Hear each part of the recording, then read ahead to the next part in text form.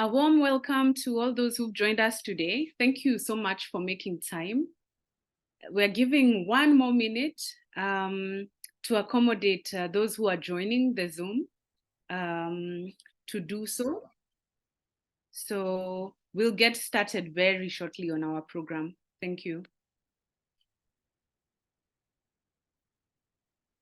Maybe for now, we can check in the chat feature if folks can share where they're joining from, those who can. Because we are expecting a diverse team of people. So feel free to just let us know where you're joining from. Just put the name of the country, whether it's the US, Karibu. I see Dr. Jackie is with us, saying introduce yourself, those who can. So we're really happy to have you all here. Today's conversation will touch on labor externalization. We've brought together quite a diverse and rich team of panelists to discuss it. But briefly, I'd just like to not only say thank you to the panelists for the time that they're volunteering on today's conversation, but also having the presence of our regional director, of the Notre Dame Club of Association, who leads the EMEA region, the Europe, Middle East, and Africa region. Laura, welcome, and it's such a pleasure to have you. Thank you for your support. So I also want to welcome Dr. Jackie, who's been instrumental in supporting the Notre Dame Club of East Africa, who works with Notre Dame, but Notre Dame International, setting up an office in East Africa. So thanks for being here. So without much ado, I'd like to warmly welcome each of you today on behalf of the Notre Dame Club of East Africa. And it's with great pleasure to see you here. This is our first self-organized panel, and it's a true testament to, us as alumni wanting to share the Notre Dame spirit, which transcends borders and truly brings such a diverse team of people or group of people together from all corners of the world. So today's panel promises to be enlightening and very timely, because literally every family at home, or Kenya, Uganda, Tanzania, is now experiencing the circumstance of having a member of the family having traveled abroad for work. So today we want to explore a bit around, what are some of the factors that are pushing this? What are some of the challenges? Where are the opportunities? How should we relook or think about sustainable labor externalization? And so thank you. Let's take the virtual journey together. We will stop at 9 o'clock East African time. So without much ado, and I'm sorry I didn't introduce myself. My name is Jo Hechege. I'm the current president of the Notre Dame Club of East Africa, and it's such an honor to be able to bring such panelists together. And also thank you to the organizing committee. I want to say thank you to Dr. Rose Nakai, who's been instrumental in helping us bring together the experts, but also Levit Nudi, who's our esteemed communications person. So thank you both. And without much ado, Dr. Rose, you have the floor.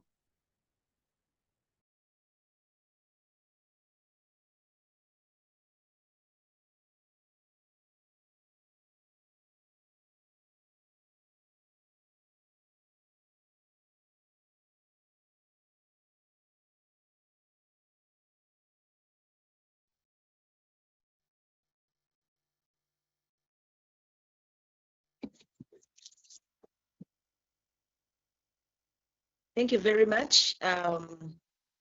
John, introductory remark. My name is Rose Nakai.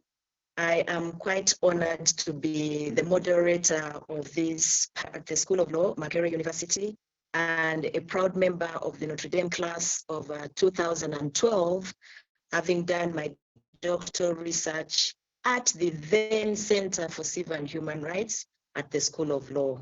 I believe right now it's called the Claw Center for Human Rights. This evening, as Johi has mentioned, we have issues, but broadly, we really labor externalization is among the very topical issues in East Africa and in the world over. We all know that there is quite a very big, a growing population of young people in East Africa, and at the same time, a growing need for labor, and yet the jobs are limited. So labor externalization has been seen as a solution to that problem of limited work. And at the same time, the governments look at it as one of the ways to get remittances from the persons that go out there to work. So when we look at the statistics generally, there is quite a lot of statistics about externalization of labor to the Middle East, but limited statistics for countries such as the USA, the UK, Kenya, Tanzania, Southern Sudan. So the statistics are bigger than what we have on record. So one of the biggest questions that this panel has to interrogate, should we look at labor externalization as a demon that needs to be exorcised, or is it really a solution to one of the problems? How do we look at labor externalization within the broader context of, say, the economies of these countries, within the broader context of governance, within the broader context of protection of human rights? And those are some of the big questions against whose backdrop the panelists are going to make their presentations. So I would like to invite the panelists, first of all, to each give a brief introduction of themselves before they come back to engage with the issues. I'll begin with Arnold Kwesi. Arnold, the floor is yours. Hello, can you hear me? Yes, please. Yes, yeah, thank you very much, Rose. Thank you very much, Jay, for these apologies. I'm dialing in from Jomo Kenyatta International Airport, so if there is a bit of PA interruptions, bear with me. Had to do a last minute work to travel, but I'll be around at least for 1 hour. My name is Arnold Kwesi, as I've been introduced. I am a human rights practitioner. I'm from a class of 2015, Notre Dame, did my international human rights law, LLM. And I've had a long career around work around forced migration and refugees, transitional justice, dealing with internally displaced persons. But also for the last 8-9 years, I've done work around business and human rights and corporate accountability. And it's at that time that I've dealt with the issue of externalization of labor from a business and human rights perspective, but also, as Rose mentioned, it's beyond that, because there are bigger, broader contextual conversations around governance and broader protection of human rights, but also respect for fundamental human rights. I'm currently doing focused on ESG, environmental and social governance structures, helping international financial institutions do due diligence and do social and environmental impact assessment on potential projects of investment, or broadly looking at sustainable investment and impact advisory. That is my current line of work. And I'm excited to be part of this conversation, and I'll be able to share my experiences from previous engagements, but also from discussions with companies, states, and also young people at the heart of externalization of labor, looking at the different pulls and pushes for that, but also underscoring the conversation around conflicts priorities and deeper trade-offs when it comes to this human rights discourse. So thank you, and I'm excited to be part of this conversation. Back to you.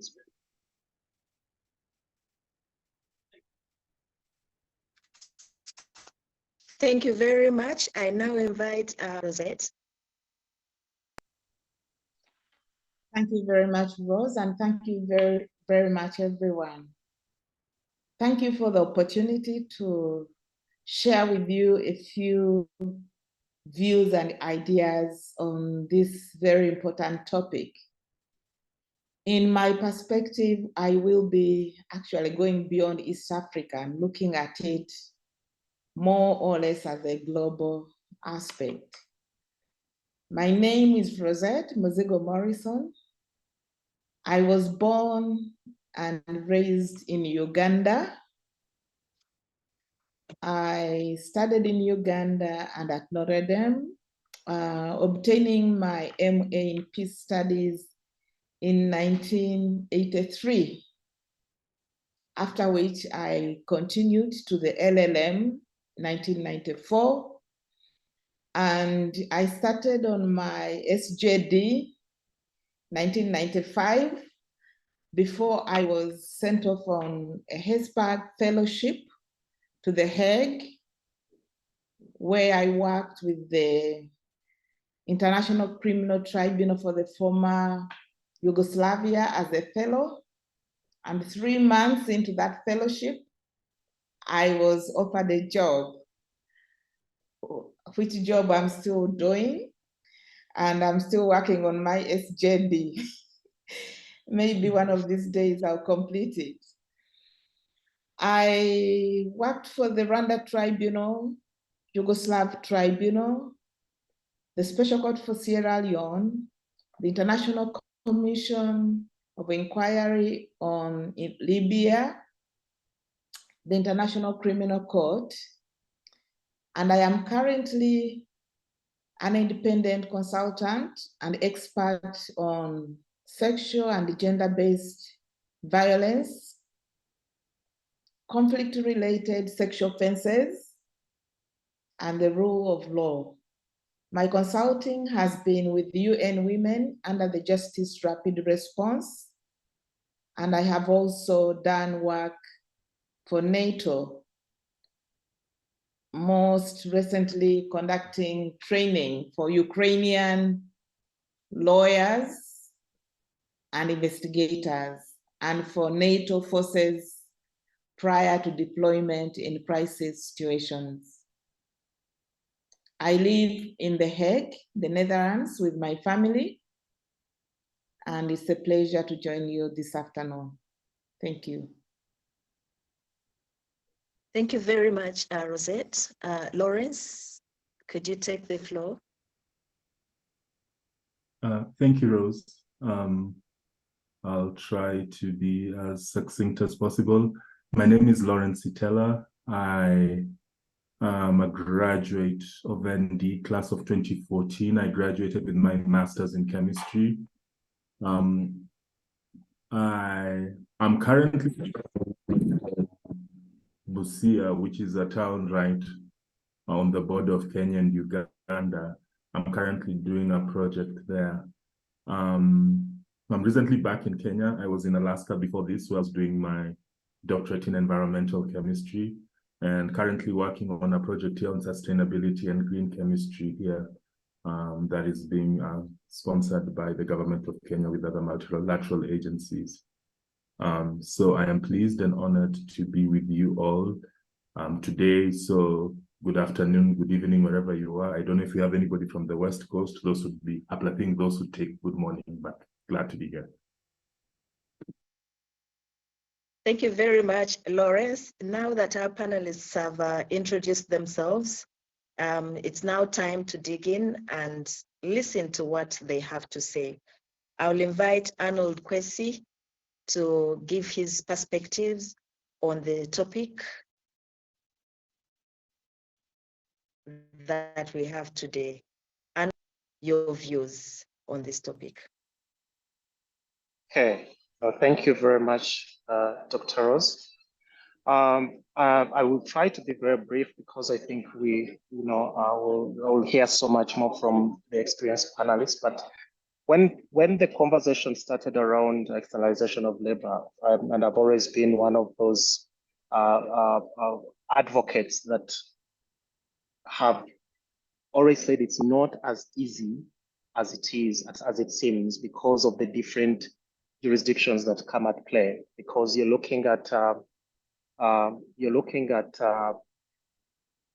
labor externalization or labor export or movement of persons from one jurisdiction to another, but also they are being exported by one company and received by another.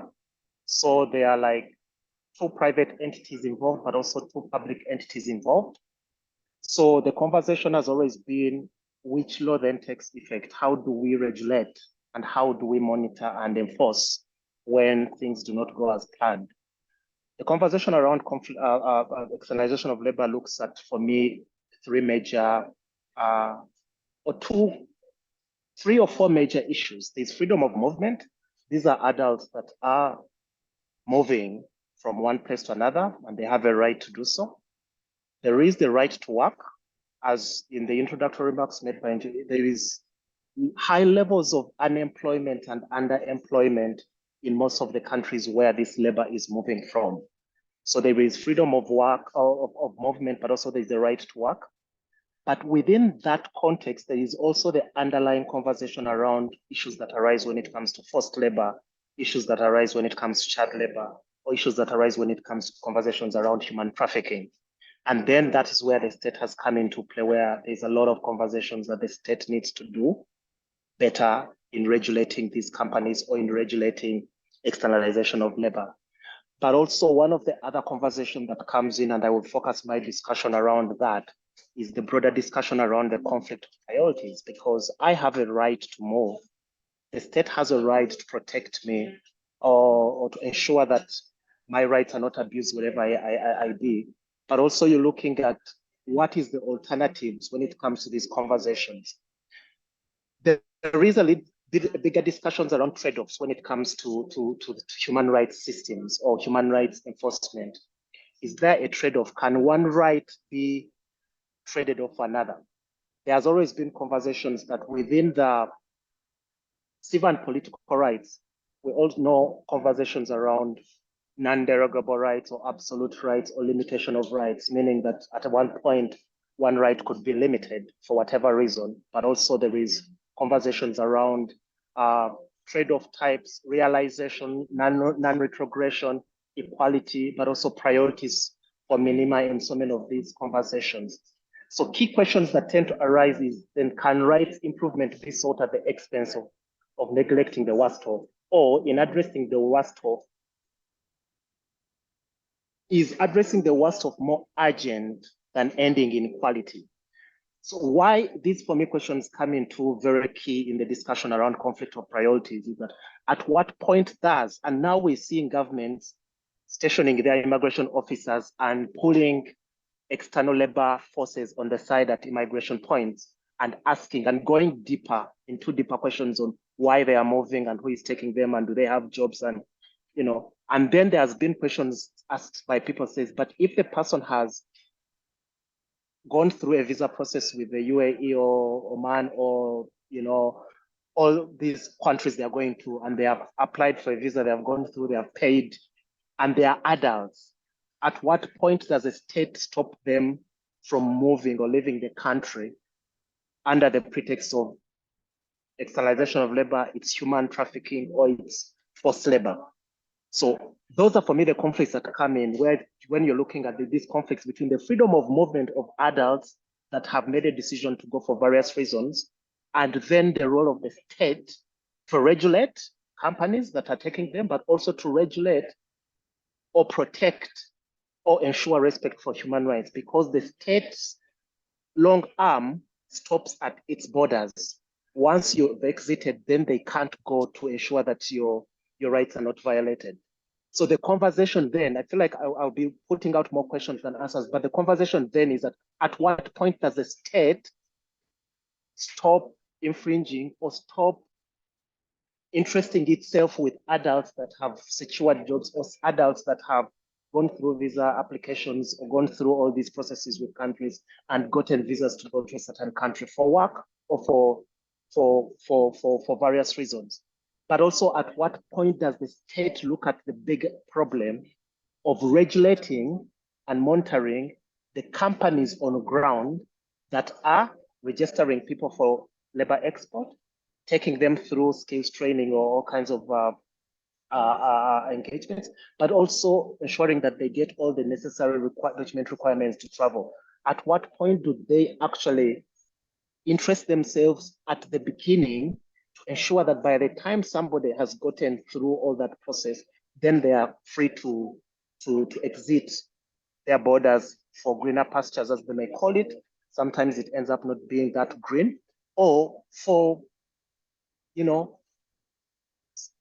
looking at ways of improving and human capital development of that, because it's not all gloom when we talk about labor externalization, but also it is how do we ensure that there is critical regulatory and standard setting measures to ensure that the people that are being exported for work are really going for that work and they're not being forced to work.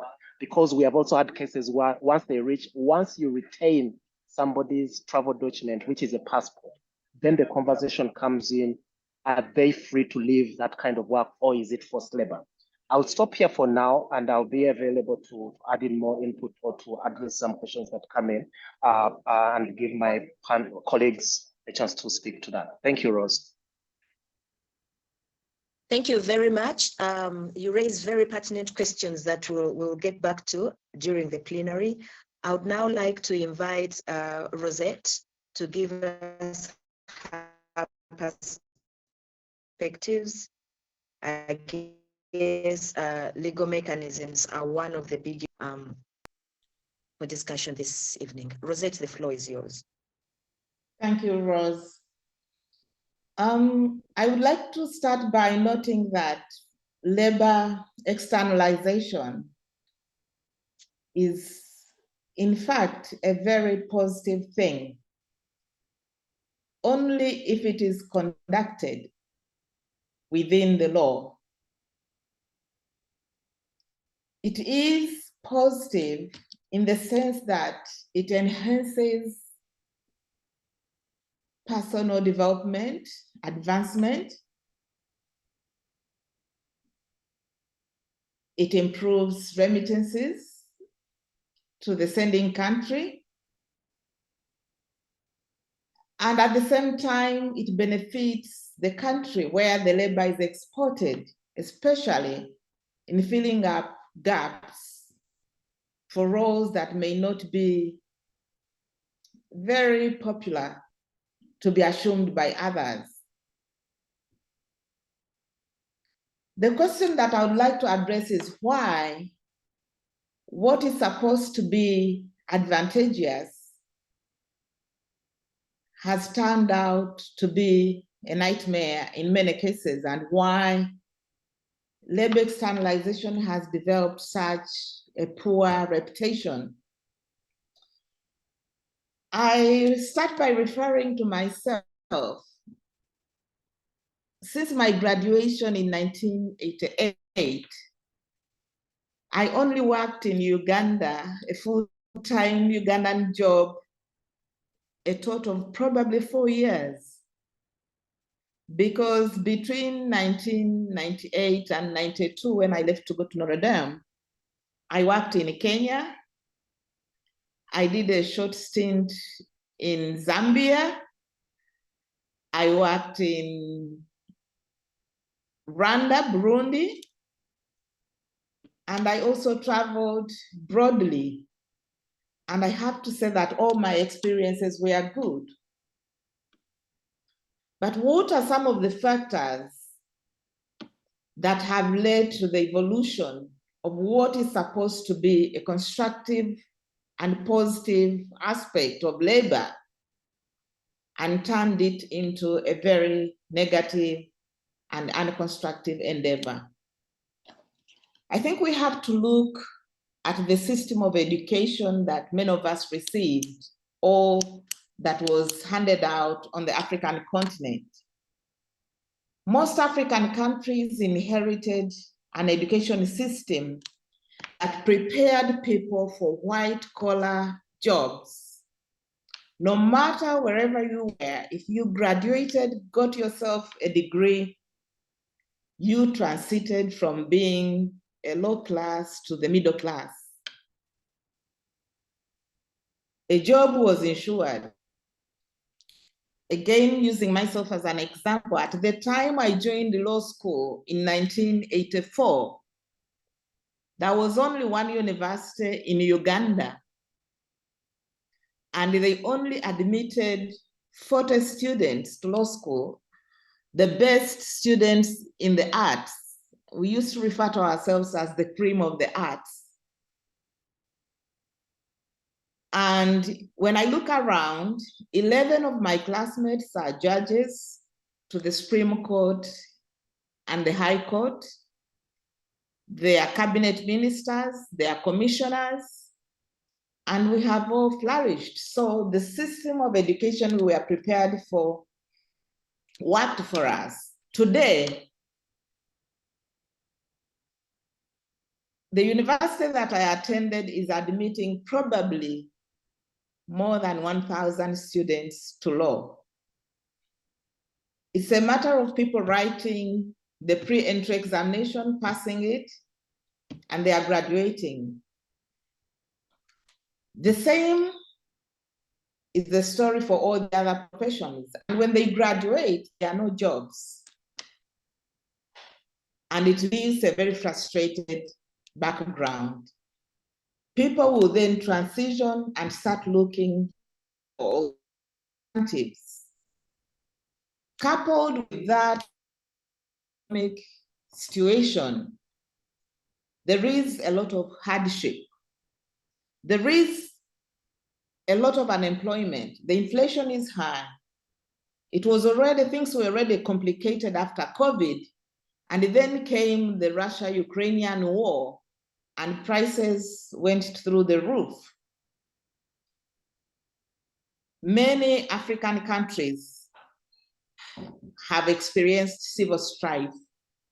Many of the countries that are acting as hubs for externalization of labor are countries that have had civil strife. Many of the people we are seeing drowning in the Mediterranean Sea are coming from Libya, they are coming from Afghanistan, they are coming from Iran, they are coming from Syria. They are coming from places where the systems have broken down, and they are looking for safety. There is also a gender perspective to these aspects. Here, I would like us to look at the consideration of the distinction of and prominence of roles in society, the power and the needs between males and females, the impact of gender on people's opportunities and interactions.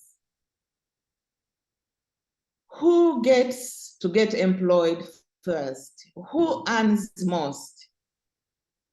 What roles are categorized as female roles? For example, cleaning of homes, cooking. Let's start with the basics, changing nappies. These are categorized as jobs for women. So when the countries that are having a gap and needing carers seek to get people, they will go for the women. That is why we find that many of the people who are being exported to the Middle East are women. Women are also maybe more gullible in some environments. They are easier controlled by the masters. They are easier to traffic and sell for sex. They are easier to trade off. So the recruitment agents target the women. They advertise recruitive opportunities and they go for the women. The other aspect that plays into this has something to do with extremely hostile immigration laws in former colonial powers. Previously, people from the Commonwealth, for example, former British colonies, traveled to the United Kingdom. Their degrees were acceptable because we inherited the system of education. They spoke the language of the former colonial masters.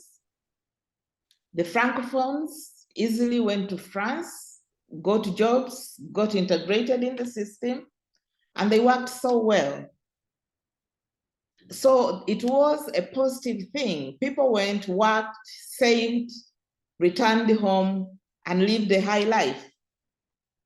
However, sometime beginning with the early 90s, visa restrictions began to emerge. By the time we are getting to the mid-90s, almost every country is requiring visas, especially for the Africans, people coming from Asia, and all these difficult places to enter Europe. This feeds into the illegal trade, the human smuggling, the human trafficking. It also makes it more tempting for people to go elsewhere where obtaining a visa is not so difficult. When Eastern Europe opened up and joined the EU, it made even the visa population in Europe more complicated. It provided a hub for jobs for people who could work on the farms without asking many questions or demanding much. The care homes and other places that traditionally provided employment for people who went from the African countries and other places. At the same time, the need for this cheap labor and people to fill in and do the jobs that are classified as lowly continue to open up within the Middle East. So we see a trend where people are going to Saudi Arabia, to Qatar, and other places in order to find employment, to escape poverty, to escape war, to escape strife, and just to hope that they'll get a better future. No matter the number of stories that are run in the media, no matter how many people are returned in black bags, the situations back home are dire. People are desperate and they keep hoping that they will be lucky. It will not happen to them. They will somehow survive. So they keep going. So we then end up with a group of people who are acting as agents. In most places, they are not regulated. The labor laws are not applied to them, and they rely on these people who are desperate to go somewhere, the youth, the women. They are the people who know what is topical, and what they can use to come up with a story. For example, You only have to mention war and crisis and pretend to be coming from Somaliland or Somalia. Even if you are from another part of the country, of the continent, for you to get a lawyer who will help you get a visa. Or recently, you just have to claim to be Ugandan and to be bisexual or an activist for LGBTQ, and they'll promise you they'll get you a visa, they will use this. The question then we have to address is what can be done legally to prevent this? There is a need to pass specific laws that address and regulate the externalization of labor.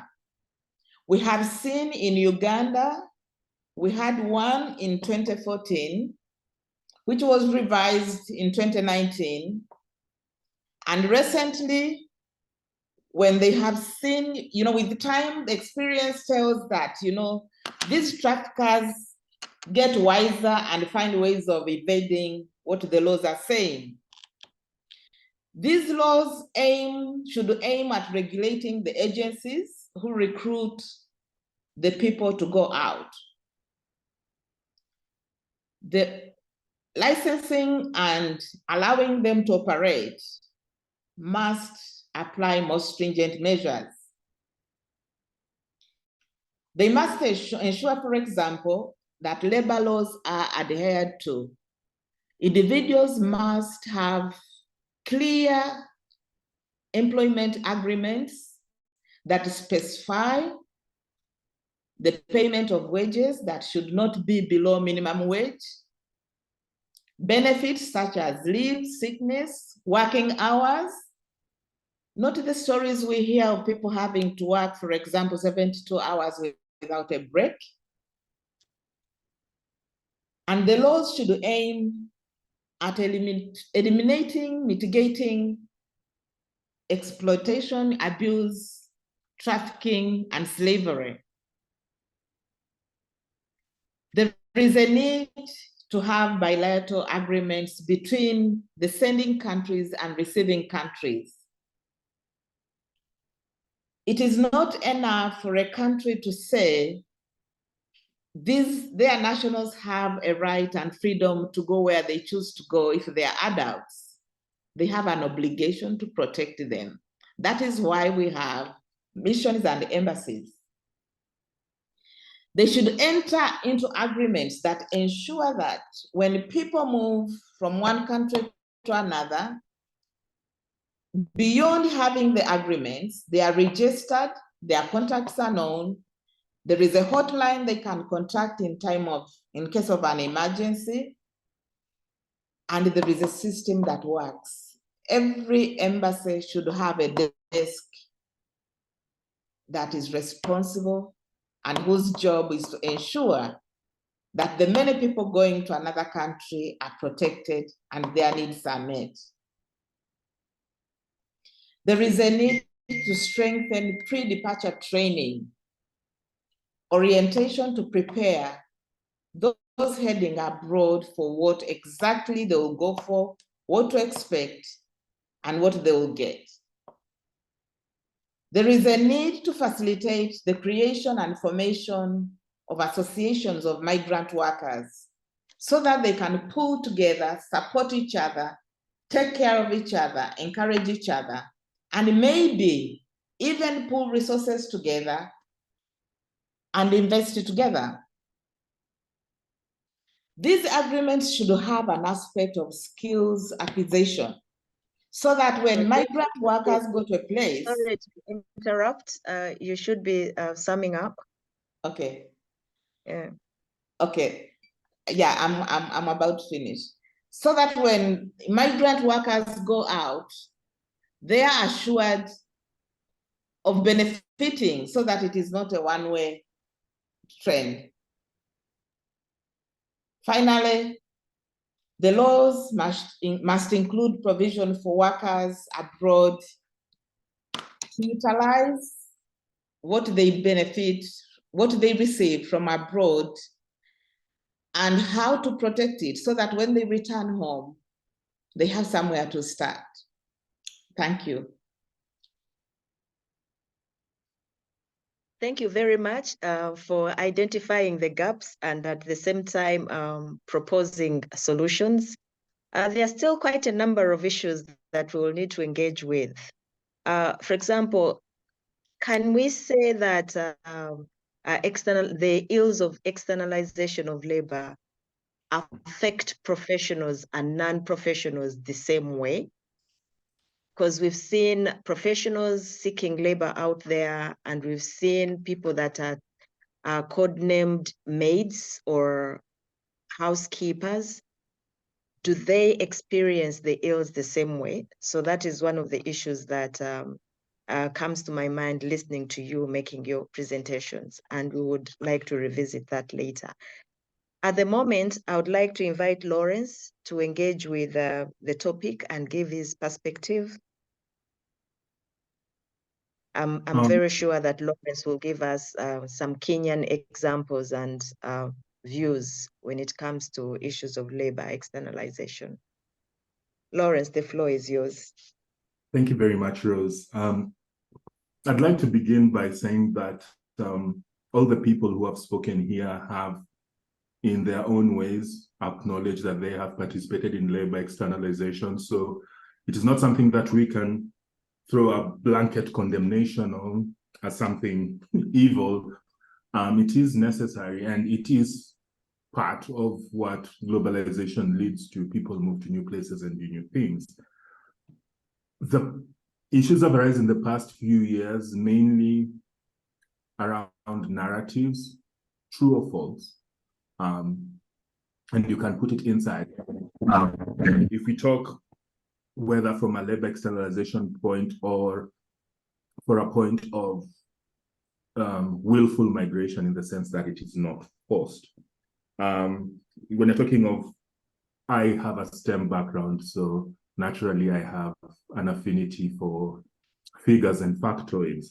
So if we talk of like in 2020, you're talking about the total number of people who emigrated out of Africa, you're talking about 40.6 million people. That is only about 14.5% of the global number. So it's not crazy high, but it's still significant. Intra-Africa movement is still predominant, which is still 43.6% of that movement. Movement from out of Africa, of course, majority of it has been traditionally to Europe, part of a colonial legacy, and now growingly more from the Middle East in terms of need for more domestic laborers. And traditionally, in the last 20 years, especially since the 90s with the diversity lottery visa program, which is popularly known as the green card, we've also had an increasing number of Africans going inside. So if you look at the different cadres of people going in these levels, as Rose was mentioning, that's also affected in that case. Some countries are affected more than others, right? Rosette mentioned things dealing with Francophone countries. And so those French speakers would easily assimilate into France. And the appeal for a lot of British people who were under British imperial rule and colonialism was a lot of them went to study in Britain, a lot of them are working there. These are pertinent issues. I'll just give you 3 examples that have happened in the very, very recent past. Just under 2 weeks ago, this Thursday will be 2 weeks ago, Kenya was playing an international football match. Oh, sorry, for my American friends. They're playing an international soccer game. And Kenya was playing the Qatar national team. And they were playing in Doha in the national stadium.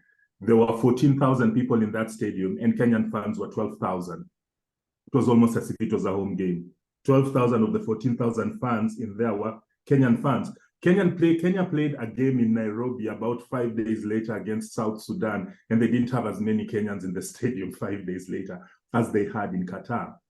If any of you has ever flown through Doha Airport in Qatar, I've passed there thrice. Each of the time I've been there, I've been able to speak Swahili and I've gotten directions from someone. That's how many Kenyans there are working in Qatar. What's the allure for them?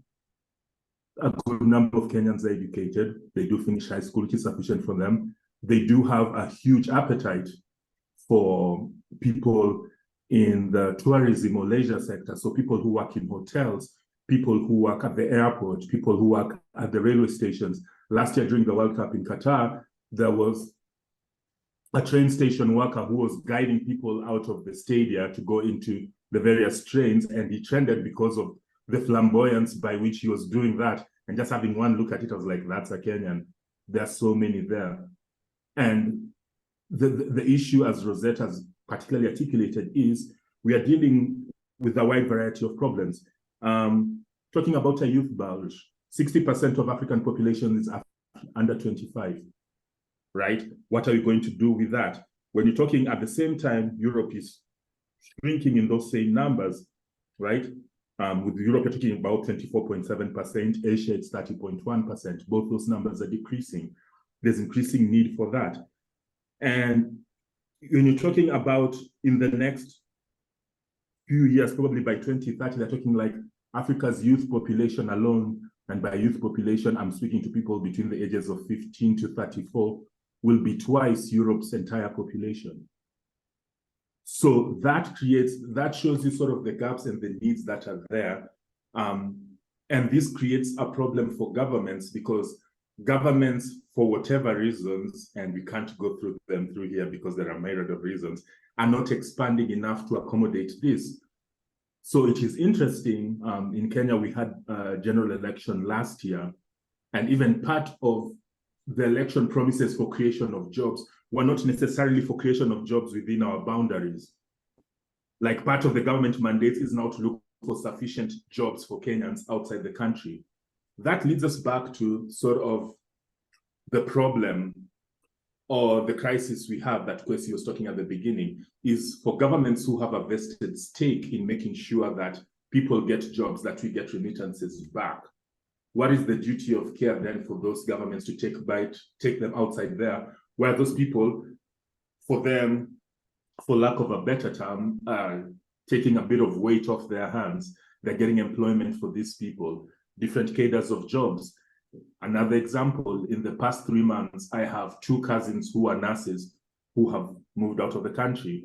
One moved to the UK last month, one moved to the US 3 months ago.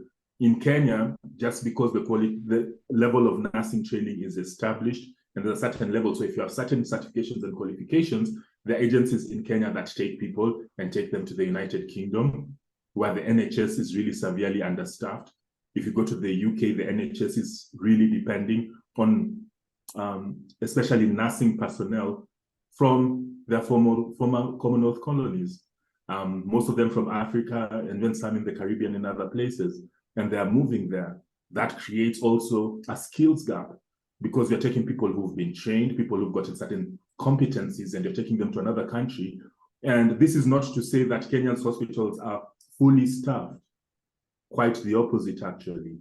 So while we've also talked of, yes, there is, especially at lower cadres, people are desperate and going inside there, there's also a level of where we are losing the skill. And does the government weigh or balance these things as well? Those are other issues that are emerging from that. And just as you're thinking of how does this progress in the next few years, I'm just giving you a few facts that you can ponder in that question. I don't have all the answers, but I'm just giving you a bit of information, if not for anything else, just to start the conversation forward. So we are talking like by 2030, there'll be about 30 million African youth entering the job market each year. What are we doing for that? We are also beginning to view what I would term as premature deindustrialization of Africa, where since 2010, the contribution of manufacturing to GDP is shrinking. Manufacturing has a good amount of jobs. Those jobs are decreasing. What are we going to do with that? All of this is to say that this problem will not decrease overnight.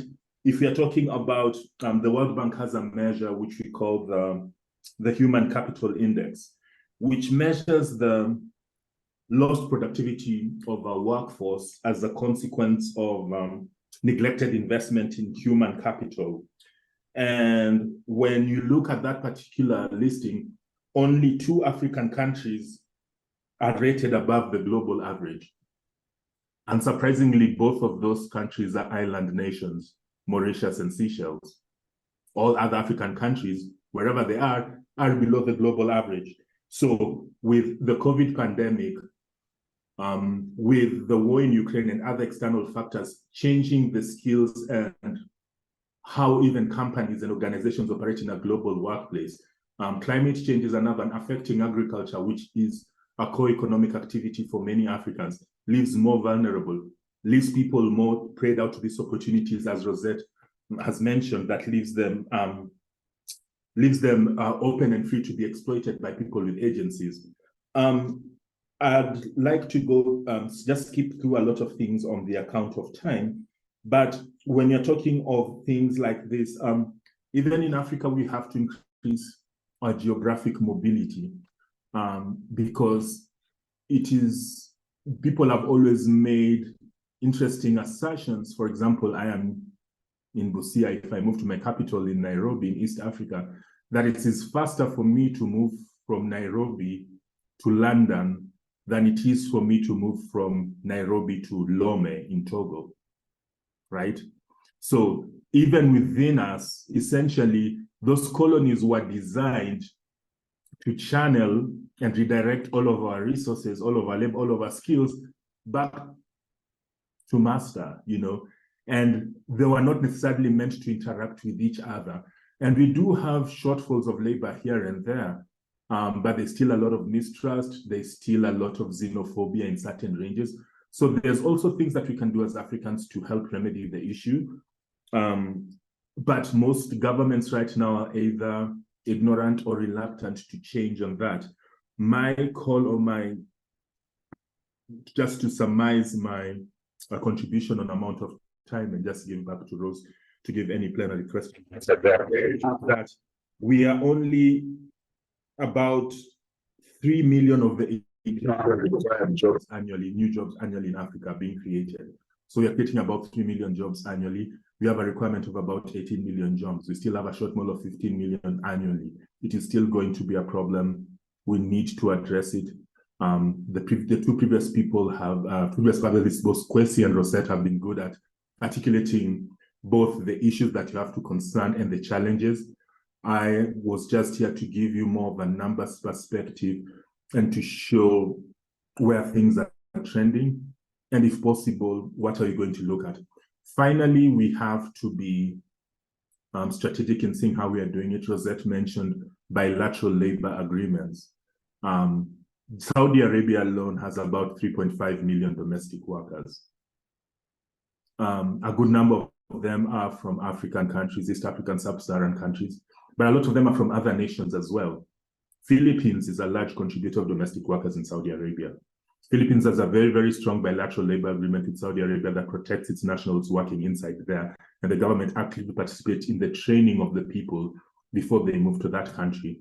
It would be good if we would look at such instances. I know the Kenyan government in particular has been exploring that particular avenue, but as Rosette said, we are not trying to invent the wheel, but you have to form stronger things, even pre-departure training. If the government is involved in that, you begin protecting your citizens, not when they leave the country, but before they do. Just on the account of time and to give room for people to ask questions, I would like to summarize that. Thank you. Thank you very much. You've saved some 3 minutes for us. There are quite a number of very pertinent issues that have arisen from the discussions. And I think to take it from where you've left it, one of the big questions is how equipped are governments to protect their people while abroad? And I think it's not only a question of how equipped, do we see interest? This becomes a very important question because externalization of labor brings into play quite a number of issues to do with citizenship and the duty of the state. Do they express interest in protecting their people once they have left? So at that point, I would like us to venture into questions, at least from first from the participants. If anyone has any question for the panelists, let's have those questions asked and we get answers from the panelists. You kindly tell us your name and before you ask the question. So Lovita and Johe, do we have any questions in the chat so far?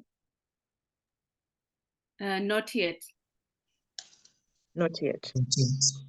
But thank you so much to every panelist. I think if people are open to, commenting, people can just give their comments on the conversation. Yeah, in case we don't have any questions. We have a question from Tony Raymond. Tony, please Okay. unmute and ask.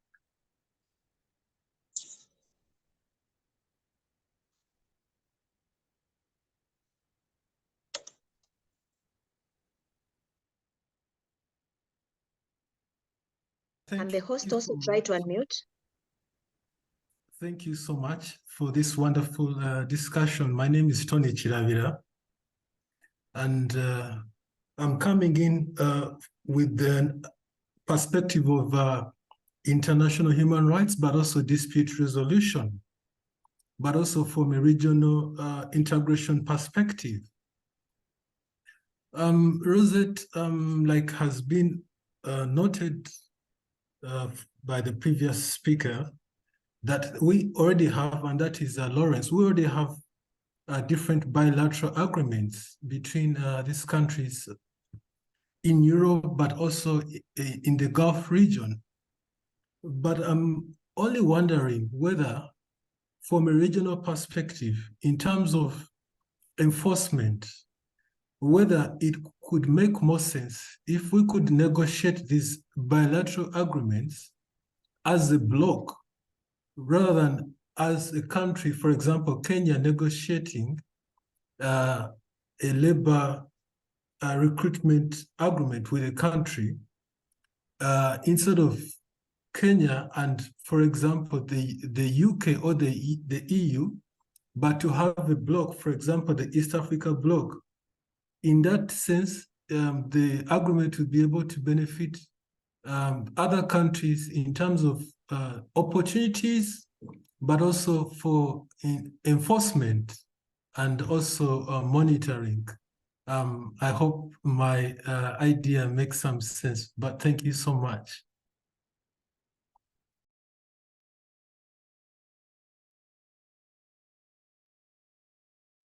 Thank you very much, Tony. I guess that was a submission to supplement the discussion that has been going on. As we wait, do we have any other question? Yeah, someone else has raised. Please say your name, the person with the iPhone.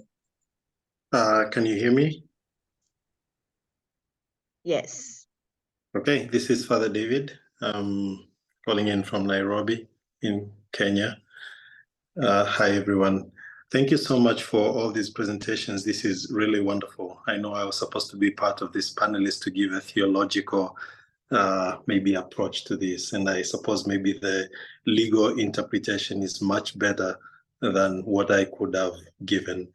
My question is actually from the regional perspective, and we are talking about maybe the East African region. I'm a priest of the Congregation of Holy Cross, and we work in East Africa. And at this time, I serve in our provincial council, so I get to travel around East Africa so many times in the year.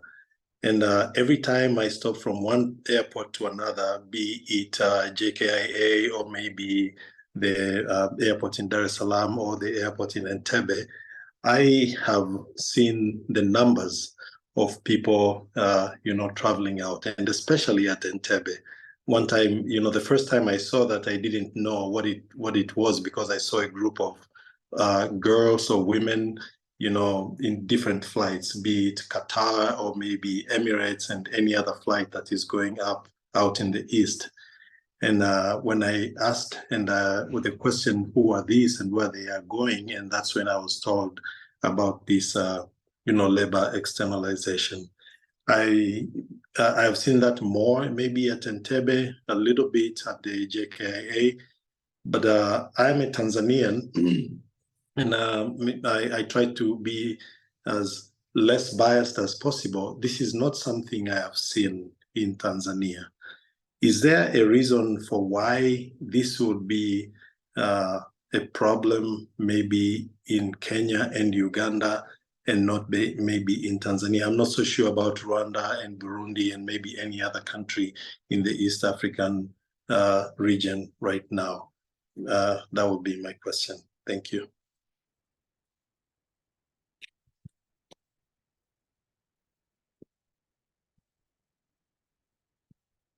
There are quite a few questions in the forum. I don't know whether, Rose, you can give the panelists an opportunity to respond and before we take more questions. Is Kwesi still with us? Because I would like to give him the opportunity to respond before he goes away. Kwesi, are you still with us? Yes, yes. Yes, I'm here. Thank you a lot, Rosette. I was actually going to ask because I need to be getting off in the next 5 minutes. It's a very interesting conversation and very interesting take, but also one of the things that I worry about as a person that has worked in the sector of business and human rights for the last 10 years, but broadly human rights for the last 15 years, this throwing the buck always back to the state. The state should do something, the state should do something, the state should do. But also maybe if we bring it closer and say, is the state doing what it's supposed to be doing in its own jurisdictions? Is human rights, rights of people, even labor being protected in countries? Because also one of the other conversations that probably we are not having as much as externalization of labor is the whole issue around labor and employment relations and regulating labor and employment relations in the informal sector in our own countries. Because if you look at the kind of work that people are doing in mining and exploitation, agribusiness, and all the issues that are surrounding that. So it's always for me a bit of challenging. It's always a challenge when I know it's the role of the state to do this, but if the state has failed to do it where they have control, how are they going to do it outside their jurisdiction? And so many times, and there was a question that is talking about an international body regulating this. We have a lot of international bodies and treaty bodies under different human rights systems, be it, discrimination against women, be it the children's rights, being social and economic rights. But beyond recommendations and beyond issuing statements and interpretation, how do they enforce that? So there is a huge conversation around enforcement. There is a huge conversation around implementation and ensuring respect. But is the state the best arm to do it, especially in jurisdictions where they have zero control? It's for me, it's a bit of a challenge in that state. When there's a question that talks about Saudi Arabia like taking passports, but people forget that externalization of labor is exported by companies that take hold of that. And then they, in a way, dictate the terms around that export. Some of them hold passports for the instance of you need to have worked for a certain period of time. For me, the state and the role they need to be playing is within their own jurisdictions and holding accountable the companies that export labor, because that is something they have in control. To say, if you've exported ABC to Saudi Arabia or to Qatar, and something has gone wrong, you need to be held responsible because you signed a contract with this person. Much as they are working for a certain entity in Saudi Arabia or in Qatar or in whatever, you entered into a contract arrangement that led them to go and seek or get employed somewhere. So how do we push for regulatory frameworks that are holding companies, sending companies from the sending state responsible and accountable for the rights and violations that arise? Because there is, like I said in the beginning, there is a contractual arrangement between a company in Kenya or a company in Uganda and the receiving state, which is there is a company in Saudi Arabia that receives, but also there is multilateral or bilateral arrangements between Uganda and Saudi Arabia, or Kenya and Saudi Arabia. So there are 4 players involved, but who has the control and influence of ensuring that there is respect for human rights and labor rights once they are there? And I feel like the starting point should be the sending company, because there is a relationship and an agreement they have entered into between themselves and the person they are transporting to a country for labor. So for me, there is a way of dealing with that under corporate accountability and ensuring that corporations are held accountable for violations and abuses that arise there. Because I don't think the state is already doing enough, or even doing a good thing when it comes to their own jurisdiction. And I don't know how much they are going to do in foreign states, because once people are there, they tend to be under different companies, under different entities, but also under different arrangements that the state even doesn't know, because we tend to hear when things go wrong, but not so much when things are going right. I will stop here, and I'll allow me to please log off. I think I need to be heading to the gate for my flight. Thank you. Thank you so much, Kwesi.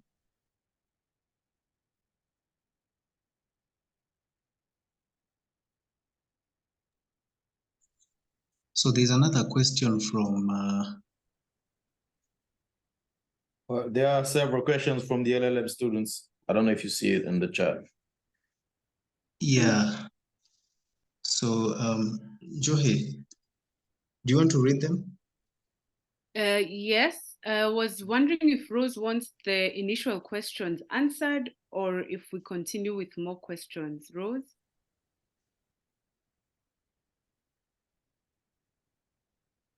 I think it would be better if we deal with the questions that have arisen so far before we proceed further.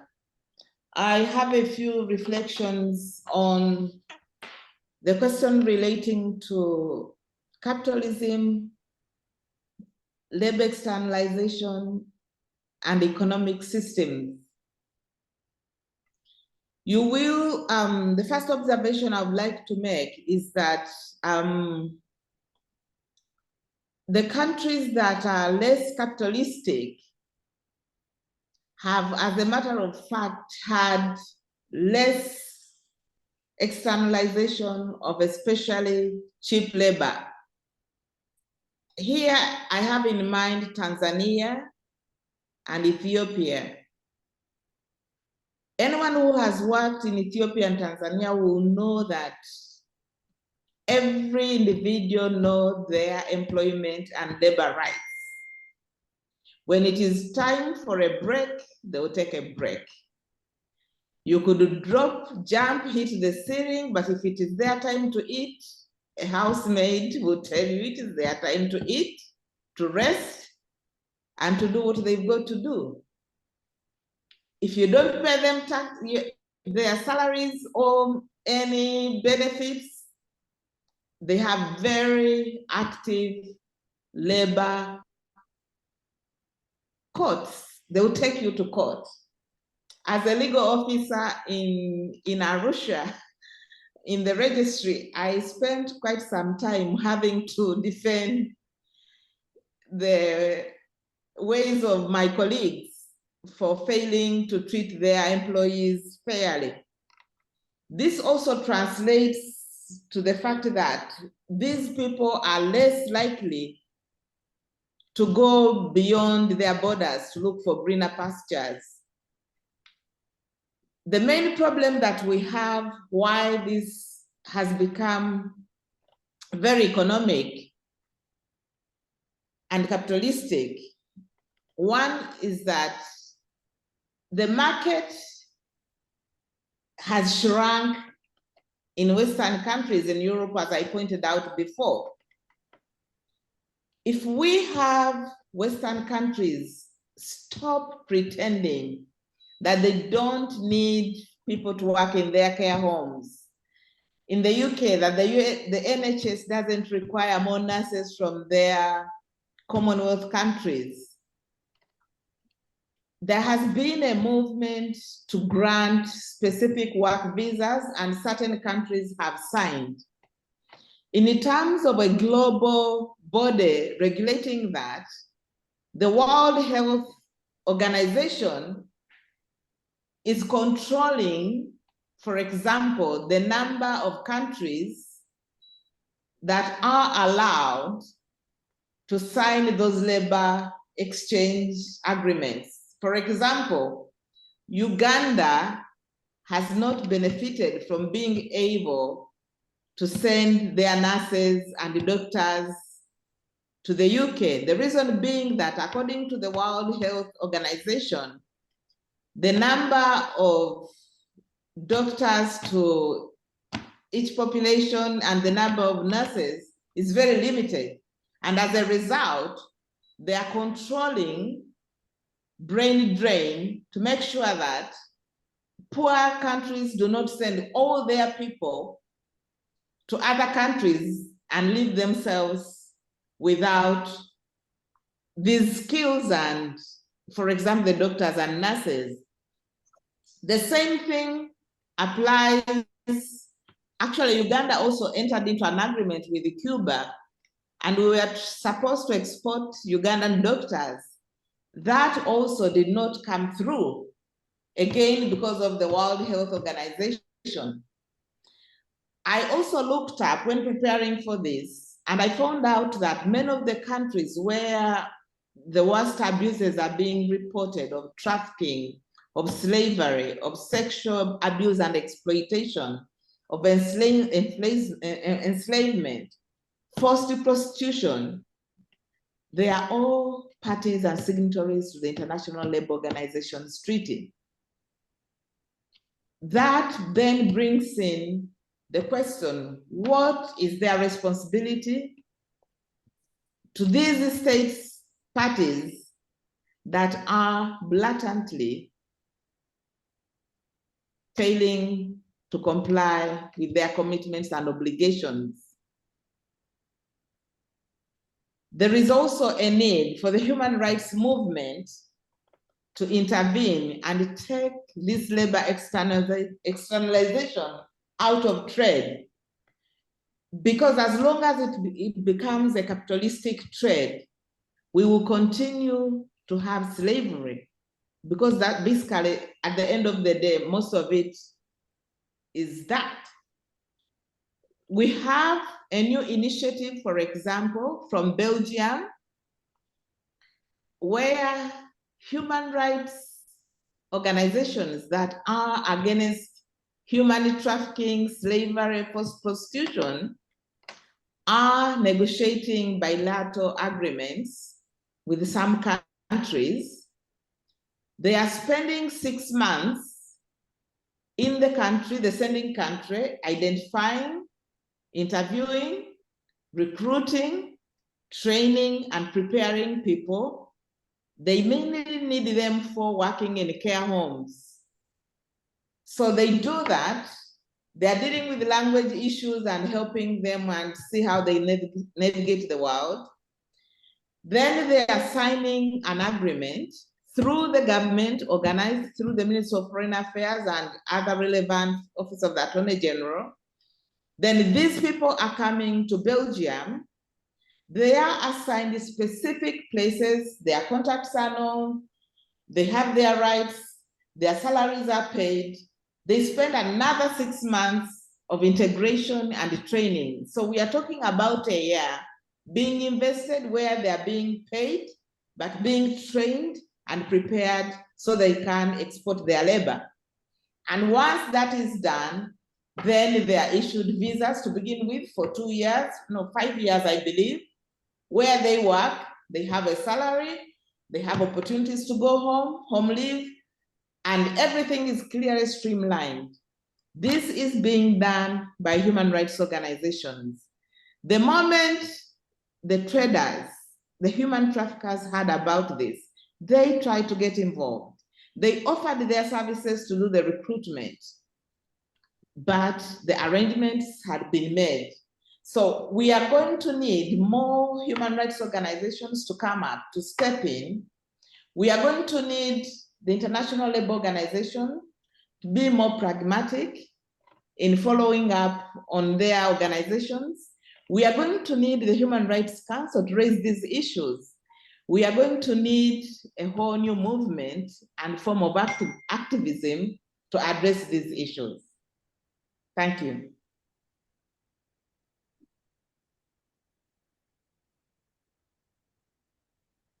Thank you, Rosette. Maybe Lawrence? Yeah, I would like to respond briefly and quickly to three questions. I believe they're from the LLM students. Thank you. I'll try to do that because I see time is going, so I'll try to respond to those. The first one goes, how can states generate incentives for people who study abroad to come back to their country or region? What could be the role of private practice in this process? That is a complex question. How would they put incentives? Governments, for a very a large myriad of reasons, are very hesitant in really adapting to global challenges. One is because they feel that certain changes will lead to loss of jobs for quote unquote their people, right? And in this case, I can be selfish. I'm a chemist. I did my doctorate in chemistry. If I wanted to do the research that I did in the US back here in Kenya, my opportunities would be very scant and limited. That doesn't mean that I do not have the opportunity to apply them. But there's a lot of state bureaucracy in even acquiring these jobs. And there's even sort of a cultural shift that you get when you go outside and things work in a certain way and you come back here and people still expect their hands to be rubbed. So there's still a lot of bureaucracy in terms of getting positions, in terms of any person would tell you if you apply for jobs, not necessarily the most qualified will get if you're not the most connected. That is not a blanket statement or a blanket condemnation, but that's still a problem that is there. The government also needs to actively try and strive to look for ways to generate new, change the paradigms within our current industries operate. Kenya is one of the world's largest exporters of tea. One of the reasons why they haven't really gone into mechanization in terms of making that tea is because it will lead to a reduction in the number of laborers in the tea fields. Although some would argue that because our tea is handpicked, it's still some of the best tea out there.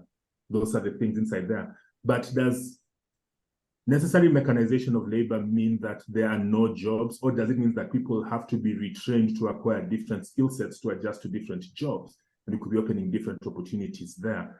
Those are the conversations that are the heart of that question. And I'll stop there just to try and make sure that I get to the other one.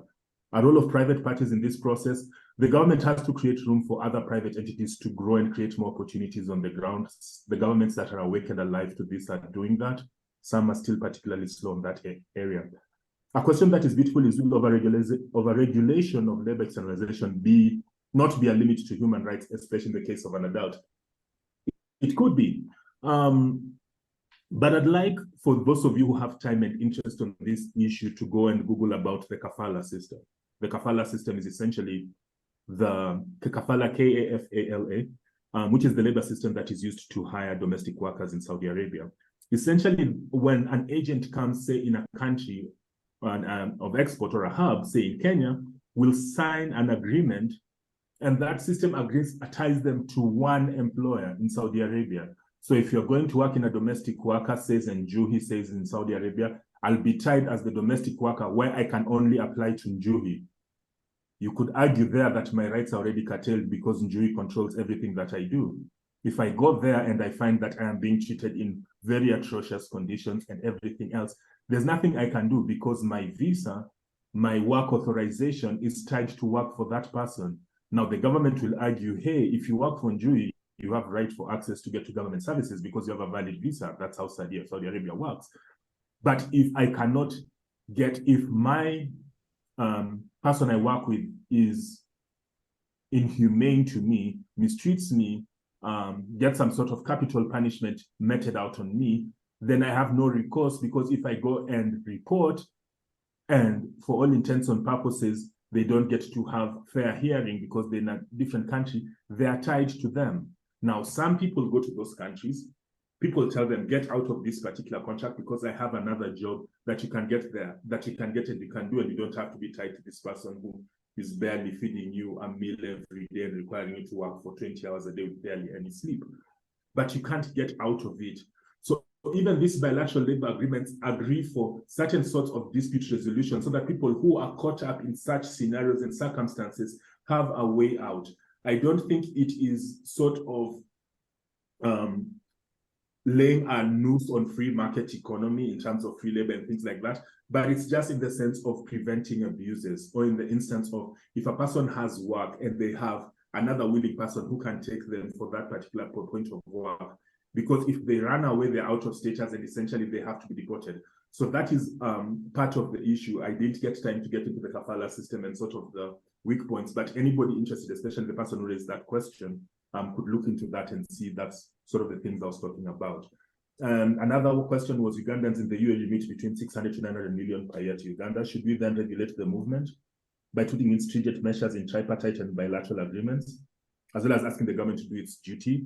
And I said that is where, and that's also what Kwesi was talking about earlier. That's where the quandary is what's responsible of the government, or even how active will the government be in pushing that when they know that that's the amount of money they get in terms of foreign remittances.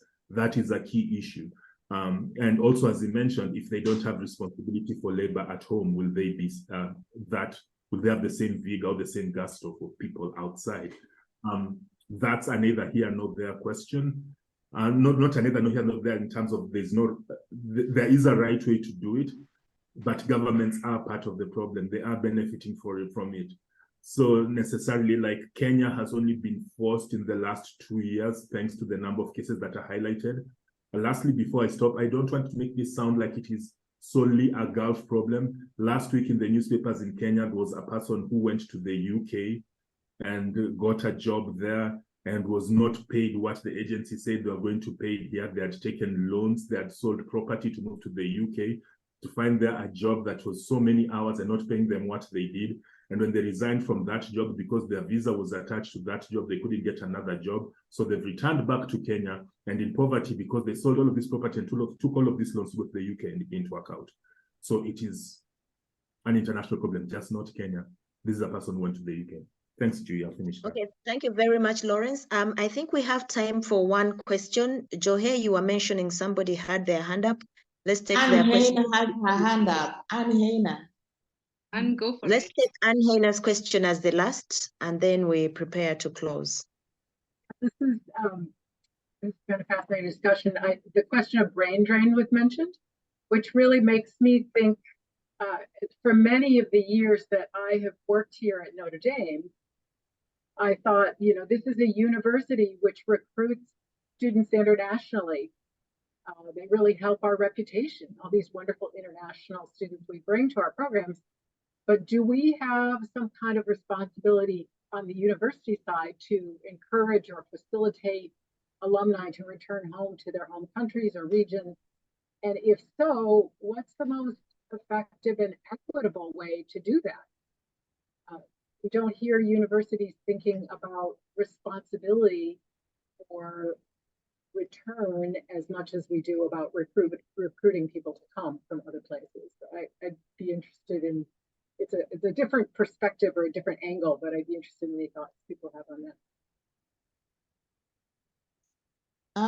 I want to say that it is good to return home. Does any of the attendees have an answer? It's good to return home, but it's not necessarily the only way of doing business. For example, after my studies, I did my internship and I went back home.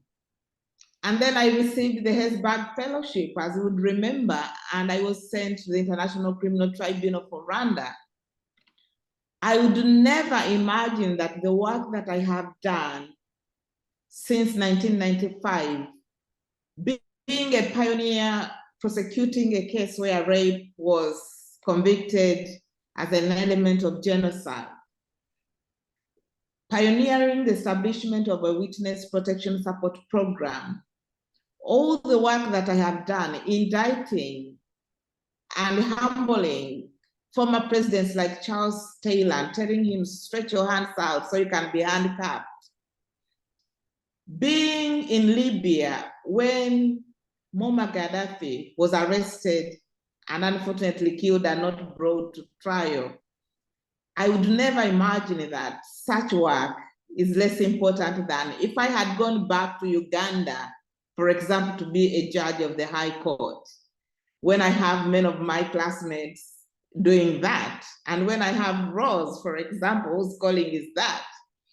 I think as long as one is not detached from their homes, as long as people find reason to support home. I have mentored so many young lawyers in the internship program.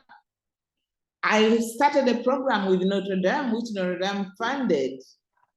And we trained 15 lawyers from the African continent and from Asia and South America in international human rights law. I mentored them, I encouraged them, and many of them are powerful lawyers sitting in the boardrooms. So I believe that it is a positive thing to return home when it is necessary. But if someone finds work and a calling where they are able to contribute globally, but at the same time not losing their roots, because I think I still have my roots, family back home in Uganda and in East Africa. I think that we shouldn't have to compel people to go back, but we should encourage them to remember where they came from and contribute to those communities and help the people there to change and improve their lives. That is the message that I have.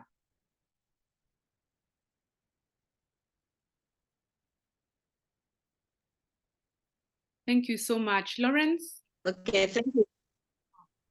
Sorry, Dr. Rose. I thought you were stuck. Go for it.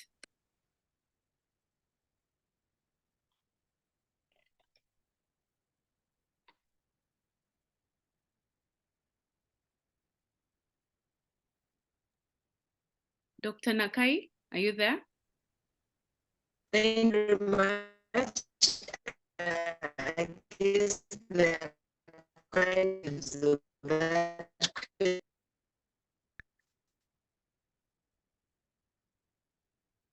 Joy, no, I'm not at the answer to was one thing I noticed is that, yes, I'm here. Can you hear me? Yes, we can.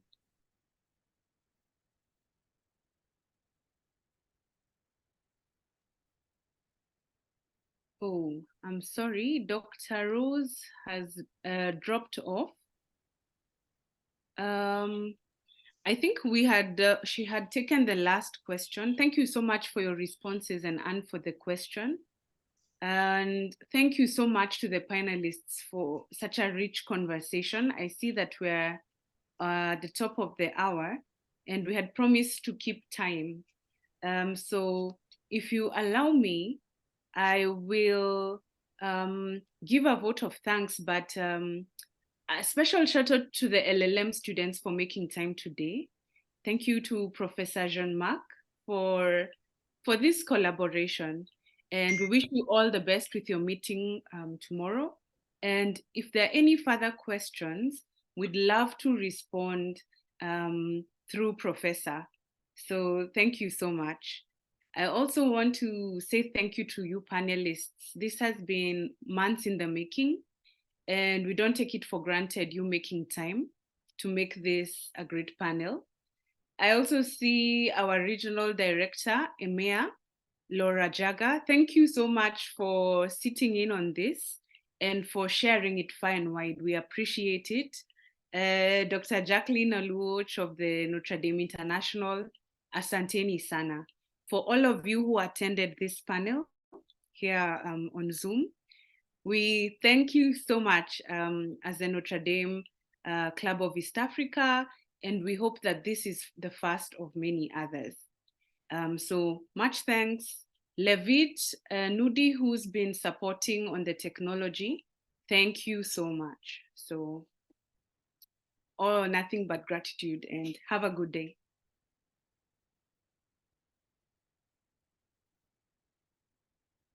Thank you everyone for having us. The pleasure was ours. Thank you. Good evening, good day. Thank you. Thank you. And it's so lovely to see you virtually. Thank you and good evening to everyone.